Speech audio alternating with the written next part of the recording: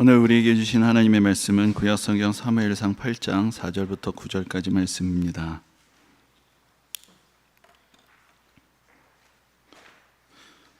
허락하신 말씀을 봉독하겠습니다.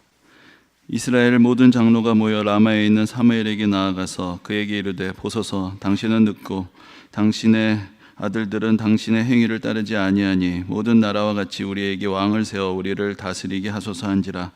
우리에게 왕을 주어 우리를 다스리게 하라 했을 때 사무엘이 그것을 기뻐하지 아니하여 여호와께 기도하며 여호와께서 사무엘에게 이르시되, 백성이 내게 한 말을 다 들으라.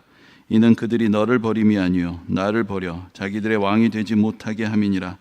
내가 그들을 애굽에서 인도해낸 날부터 오늘까지 그들이 모든 행사로 나를 버리고 다른 신들을 섬김같이 내게도 그리하는도다. 그러므로 그들의 말을 듣되 너는 그들에게 엄히 경고하고 그들을 다스릴 왕의 제도를 가르치라. 아멘.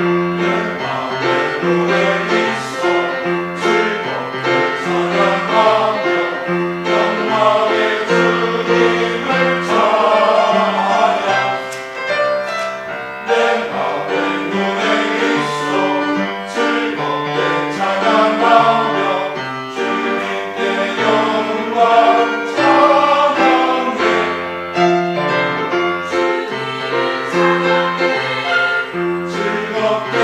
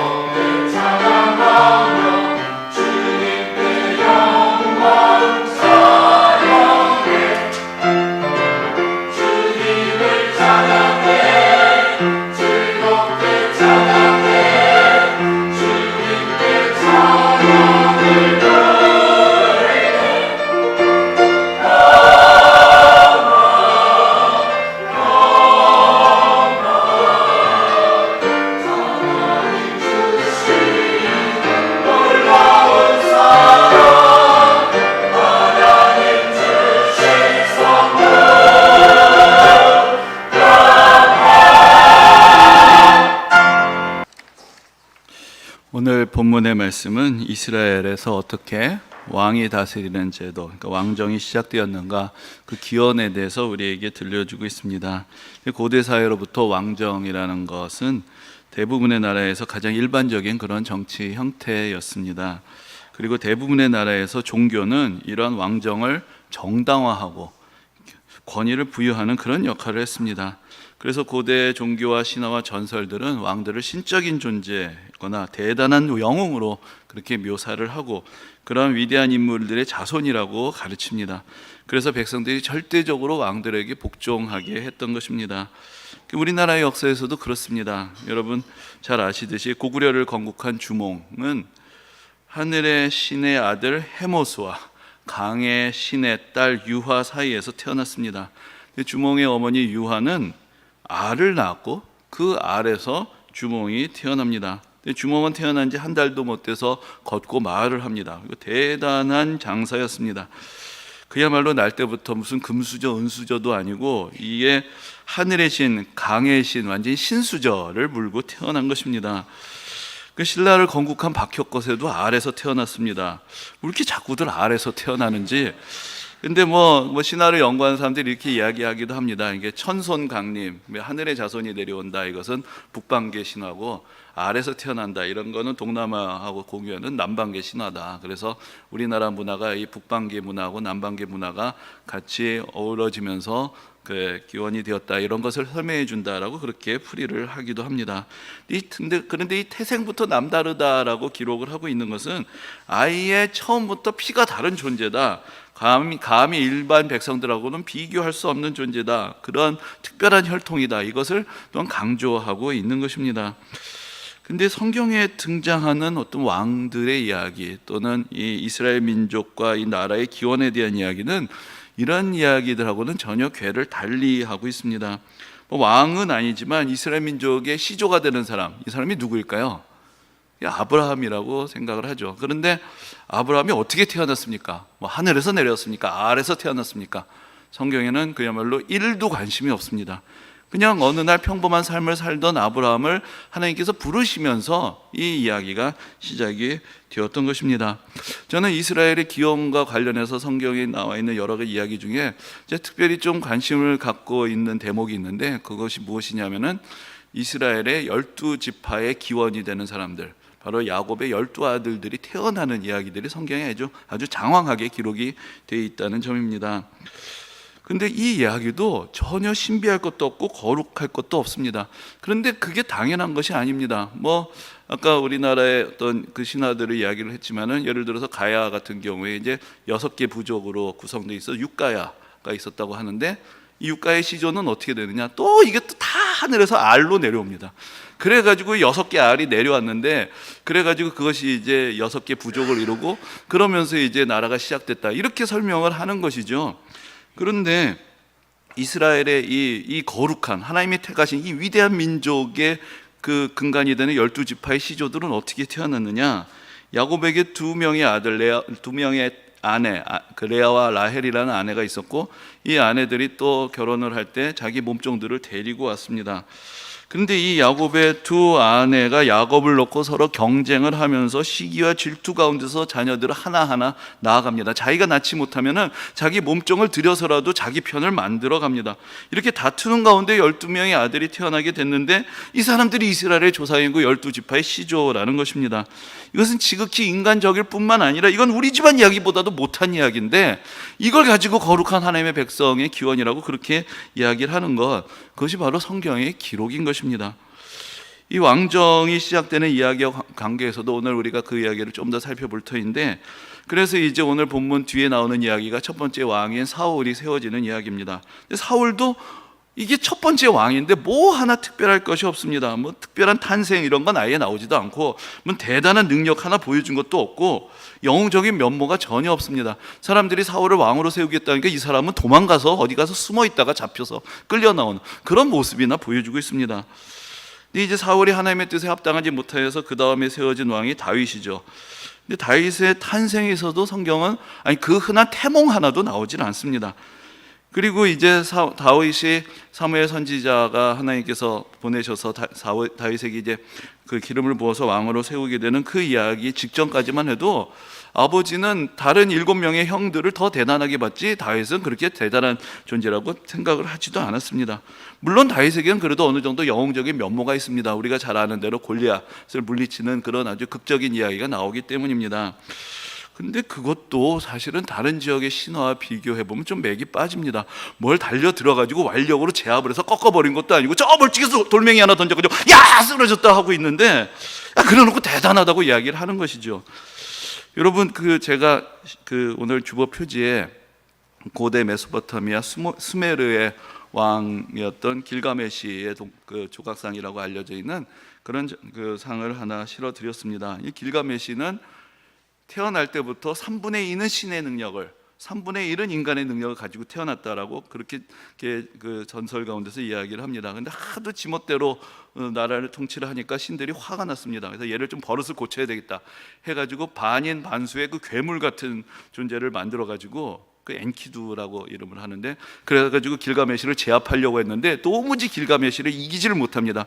그래서 둘이 몇 날 며칠을 싸우다가 둘이 친구가 돼버렸습니다. 그래가지고 둘이 또 작당을 해가지고 이곳저곳 다니면서 괴물들을 때리잡으러 다니는데, 그래가지고 사자 같은 형상을 한 훔바바도 죽이고, 이 안 되겠다 해서 신들이 또 하늘에 황소를 내려보내는데 그것도 쳐 죽이고, 뭐 그런 이야기들이 계속 되는 것이죠. 그래서 이게 고대 수메르의 이야기이기 때문에 아주 오래전 이야기인데, 그래서 나중에 그리스 신화에 이제 헤라클레스 같은 영웅들이 다 이게 길가메시를 모형으로 해서 만들었다라고 그렇게 이야기를 하기도 합니다. 근데 이러한 왕들의 이야기에 비하면 이 성경의 왕들의 모습들은 너무나 초라하게 보일 뿐입니다. 이 지금 우리가 보고 있는 이 시대, 사무엘, 또 사울, 다윗의 시대는 역사적으로 생각해 보면 지금부터 3000년도 더 전의 이야기입니다. 아까 우리나라의 어떤 삼국시대의 기원에 대한 말씀을 드렸는데, 그 시대보다도 1000년이 더 넘어의 옛날의 이야기입니다. 그러니까 까마득한 옛날, 그야말로 신화와 전설의 시대가 되는 것입니다. 그런데 성경의 이야기는 우리가 알고 있는 그러한 신화와 전설, 무슨 건국 설화 이런 이야기들하고 전혀 다릅니다. 성경 속의 등장인물들은 전혀 신화적이지 않습니다. 그저 평범한 인간들일 뿐입니다. 그들이 특별한 것은 그들이 특별한 탄생을 했거나 대단한 능력이나 괴력을 지녔기 때문이 아니라 오직 하나님께서 그들과 함께 하셨기 때문에, 하나님의 은혜를 입었기 때문에 그들을 통해서 하나님께서 역사하셨던 것입니다. 그러므로 성경은 왕정을 미화하고 신화하고 절대화하지 않습니다. 오히려 모든 인간은 불완전하고 인간의 통치는 결국은 백성들에게 고통만을 안겨주게 되는 것이고 오직 하나님의 통치만이 온전한 것이다, 그것을 가르치는 것이 성경인 것입니다. 이 왕들에 대한 성경의 기록이 고대 다른 역사서들하고 근본적으로 다른 이유 중에 하나는 이 성경 속에 있는 우리가 역사서라고 불리는 책들, 오늘 보는 사무엘상, 사무엘하, 또 열왕기상, 열왕기하, 또 그 뒤에 있는 역대기, 이런 책들이 어떤 배경에서 쓰여지게 되었는가, 그거하고도 관계가 있습니다. 이 구약 성경의 역사서는 왕들이 왕실에서 바로 왕들의 치적을 미화하고 찬양하기 위해서 기록된 것이 아니었습니다. 언제 기록이 되었느냐? 나라가 다 망하고 포로로 끌려가게 됐던 그 시대에 우리가 하나님의 백성인데 왜 멸망에 이르게 되었는가? 왜 하나님께서 우리와 함께 하시지 않았는가? 그러면서 그들이 스스로 참회하고 하나님 앞에 지었던 모든 죄악들을 깨닫고 온전한 신앙으로 돌이키고 회복하는 가운데 그때 기록된 것이 바로 이스라엘의 역사서가 되는 것입니다. 물론 이스라엘에도 다른 나라들처럼 왕실에서 기록한 그런 역사책들이 있었습니다. 그래서 성경에 그런 책들의 이름이 나옵니다. 그 책들의 이름은 이스라엘 왕 역대 지략, 유다 왕 역대 지략, 이런 이름의 책들이 있었고 여기 왕들의 이야기가 기록되어 있다, 이런 언급이 성경에 나옵니다. 근데 바로 그 책이 성경책은 아니라는 것입니다. 그 책이 역대라는 말이 있어서 역대기하고 혼동이 되지만 전혀 다른 하나의 사료적인 의미를 가진, 왕실에서 그 당시 이야기를 자기들 멋대로 기록했던 그런 책들은 있었는데 그 책은 지금 전해지지 않습니다. 이 책들은 성경의 역사서가 기록되는데 하나의 자료의 역할을 했을 뿐입니다. 구약 성경의 역사서가 기록이 된 것은 말씀드린 대로 나라가 다 망하고 이스라엘 백성들이 포로로 끌려갔던 그런 시기였습니다. 그들은 왜 우리가 멸망에 이르게 되었는가, 어디서부터 무엇이 잘못되어 있는가, 그것을 회개하며 참회하며 돌아봅니다. 그러면서 깨달은 것이 첫 단추부터 잘못되었다라는 것입니다. 그들이 왕을 구한 것부터가 잘못이었구나. 그래서 이 하나님께서 우리에게 뜻하시는 것이 무엇인가를 거기서 깨닫고 그 모든 것들을 하나하나 기록해 나갔기 때문에 바로 오늘 본문에서 보는 것처럼 그들이 왕을 구했을 때 하나님께서 기뻐하시지 않았다라는 것을 분명하게 그 역사 가운데서 기록을 하고 있는 것입니다. 왕들의 이야기가 나오지만 이것은 인간의 연약함과 죄악에 대한 고발이고 하나님의 주권과 은혜에 대한 고백과 교훈이 담겨 있는 것입니다.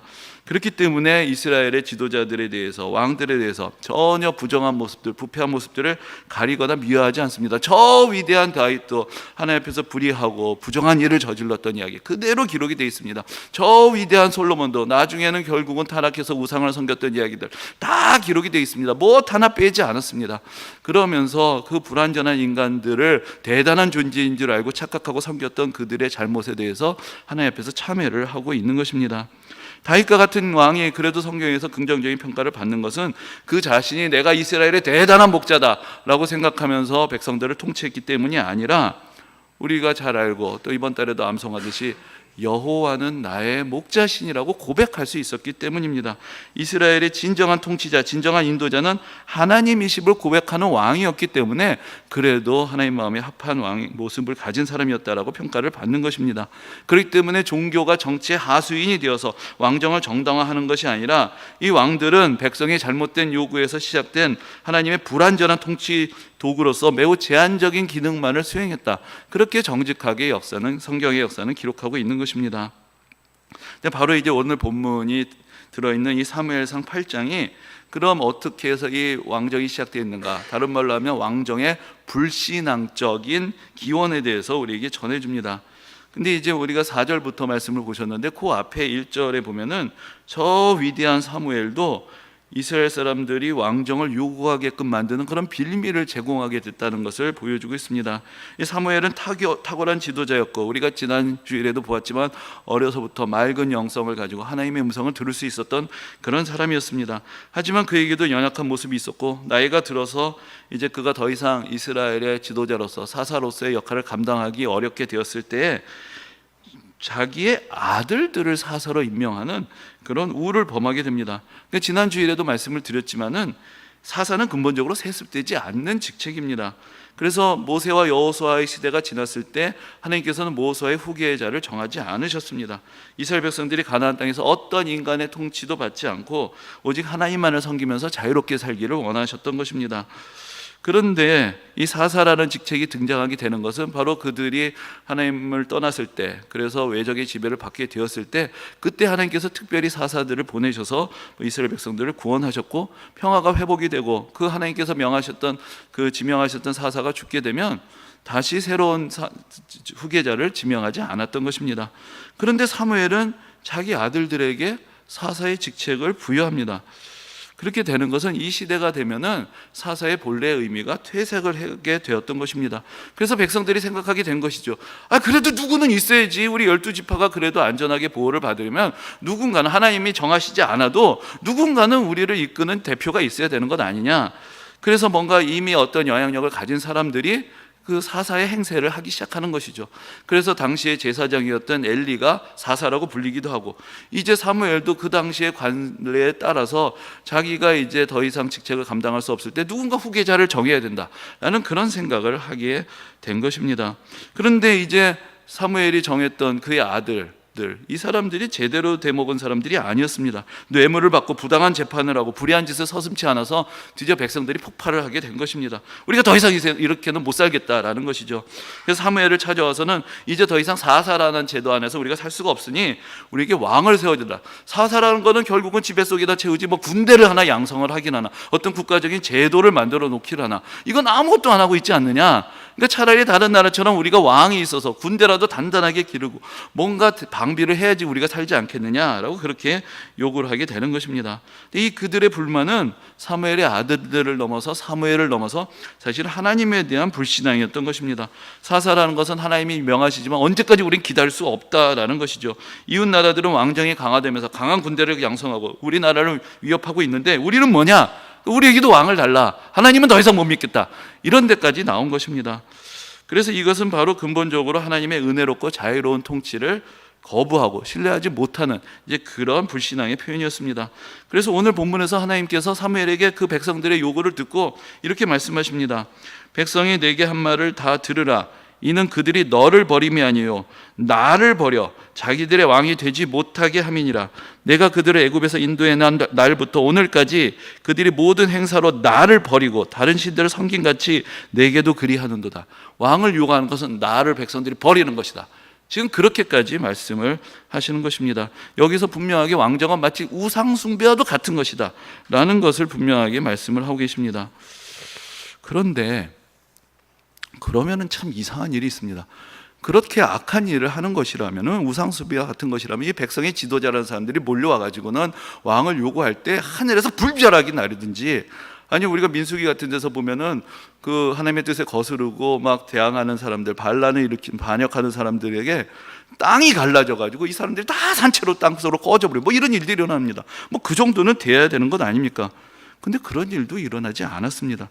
하나님은 다만 왕이 세워지면 백성들이 어떤 고통을 당하게 될 것인지를 가르치게 하셨지만, 그러면서도 백성들이 계속 왕을 요구할 때 왕을 세우도록 허락해 주셨습니다. 그리고 처음으로 사울에게 기름을 부어서 왕을 세우도록 사무엘을 보내십니다.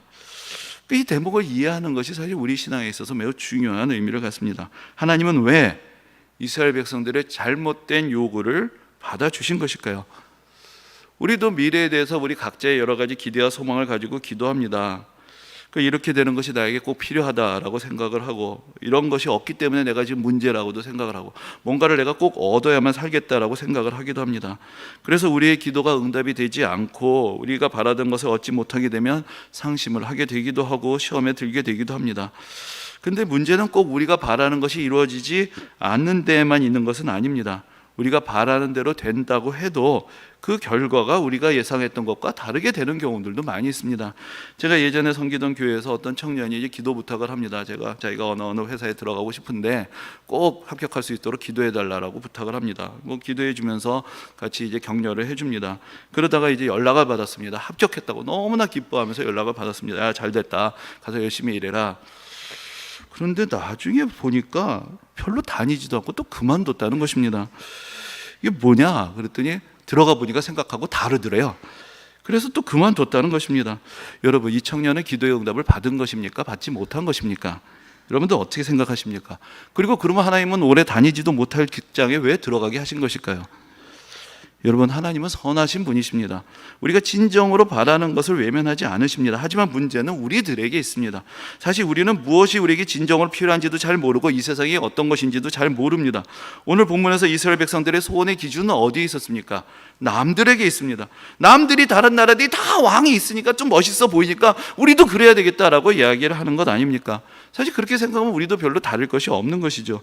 남들이 다 한다고 좋은 것도 아니고 남들에게 좋다고 내게도 좋은 것도 아닙니다.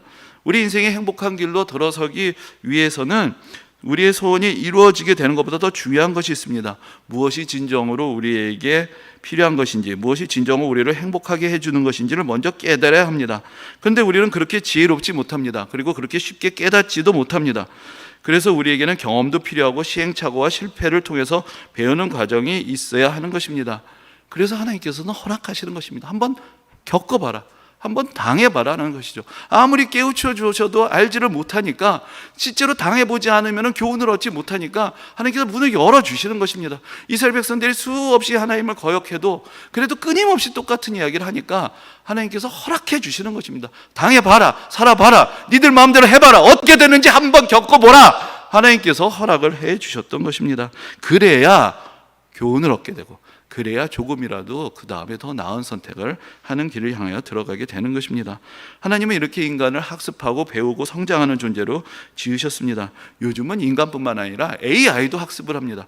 그래서 자꾸 학습을 하면서 점점 나아집니다. 그것이 인간을 모델로 해서 만들다 보니까 AI도 이제는 서로 학습하고 더 나아지는 변화를 겪게 되는 것입니다. 하나님께서는 그렇기 때문에 우리가 바라는 것을 주시지 않고 막으실 때도 있지만, 때로는 불완전하고 문제가 있는 선택에 대해서 허락하시기도 하십니다. 우리가 뭔가 멋대로 잘못된 일을 벌이고 있어도 그 길을 억지로 막지 않으십니다. 우리가 하고자 하는 대로 내버려 두기도 하십니다. 그래서 우리가 바라는 것이 실제로 이 세상에서 어떤 결과를 가져다 주는지 보게 하십니다. 그래서 스스로 깨닫게 하시는 것입니다. 우리가 지난날 시간들을 쭉 돌아다 보면은 우리의 마음을 쓰라리게 하고 정말로 후회가 되는 그런 일들이 있습니다. 왜 내가 그때 그런 생각을 하고 그런 판단을 하고 그런 선택을 했던가? 우리가 행했던 그런 어리석은 결정, 잘못된 선택에 대해서 후회하면서 왜 하나님께서 내가 그런 일을 벌리지 못하도록 막아주시지 않는가 원망하는 마음이 들 때도 있습니다. 하지만 신앙이란 것은 모든 책임을 다 하나님께 돌리고 무책임하게 살아가는 것을 의미하는 것이 아닙니다. 오히려 바른 신앙은 하나님과 사람 앞에서 책임 있고 신실한 판단력을 가지고 살아가게 되는 것을 의미하는 것입니다. 신앙과 인격의 성숙이란 것은 성경적인 가치관과 분별력을 갖추는 과정을 통해서 이루어지게 됩니다. 그리고 그러한 성숙의 과정에서 어쩔 수 없이 시행착오는 불가피하게 벌어지는 것입니다. 신중하게 판단하고 그리고 자기가 결정한 것에 대해서 책임을 지는 과정을 통해서 우리는 변화하고 성장하게 됩니다.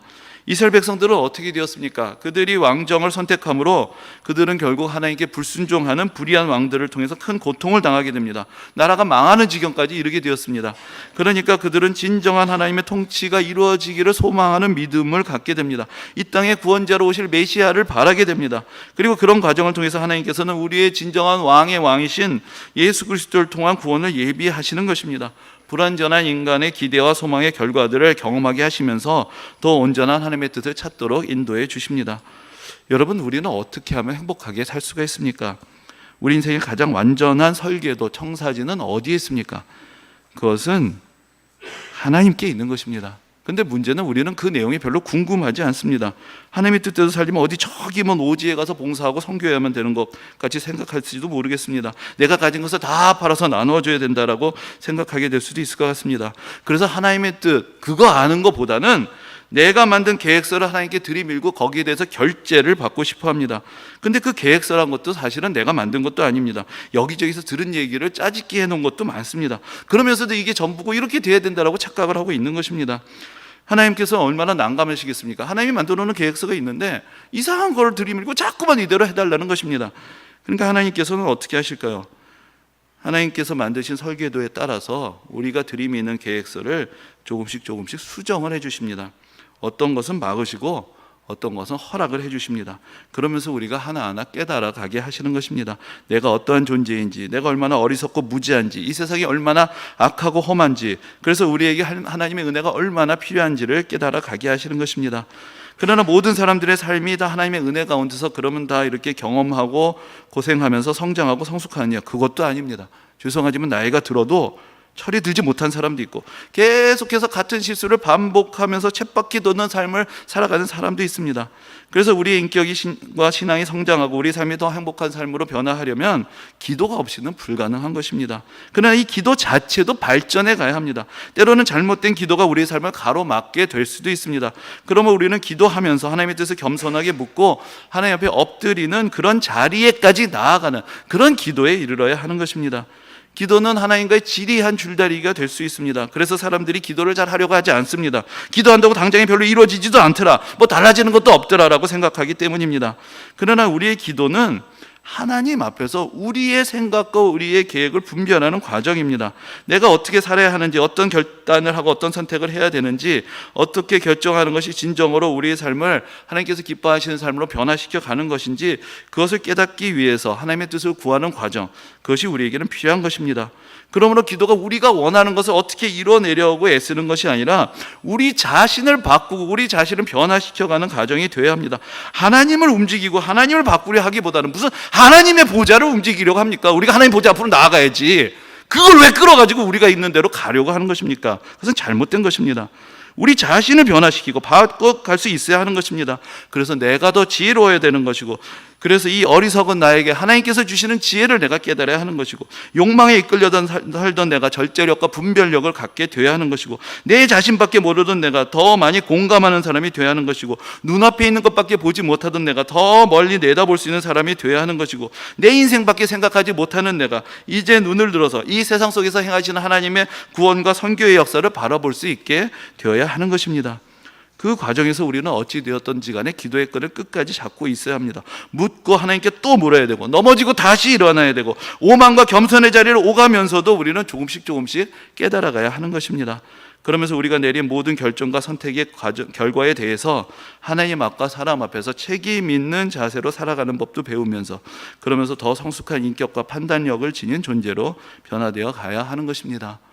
여러분들은 어떤 미래를 기대하십니까? 그 여러분들이 기대하는 미래는 어떤 과정을 통해서 이루어지게 되겠습니까?